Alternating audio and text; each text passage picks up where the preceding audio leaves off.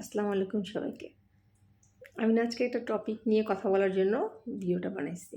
সেটা হলো যারা ফেসবুকে ভিডিও বা বিভিন্ন কথা শেয়ার করে, তো তার মানে এই না যে ওই মুহূর্তে তার লাইফে ওই ধরনের কোনো ঘটনা ঘটতেছে, সে কারণে সে সেই লেখাটা বা সেই টপিকে কোনো ভিডিও শেয়ার করতেছে। আমরা যারা ভিডিও শেয়ার করি বা লিখি, তো ওরা না আশপাশের সিচুয়েশন বা কোনো গান ভাল লাগলো বা কোনো সিচুয়েশন ভাল লাগলো, ঠিক আছে, ওই মুহূর্ত নিয়ে আমরা অনেক সময় লিখি বা কোনো কথা শেয়ার করি বা গান শেয়ার করি।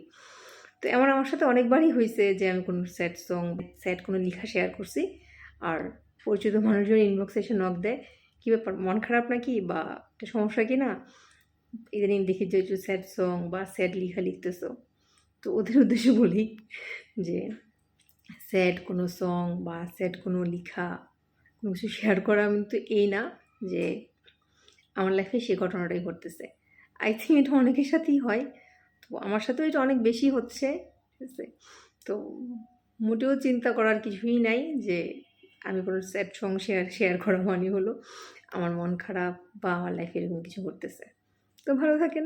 ধন্যবাদ সবাইকে যারা আমার কোনো লেখা বা ভিডিও দেখেন এবং দেখে এসে আমাকে আমার ইনবক্সে নক করেন। খুদা হাফেজ।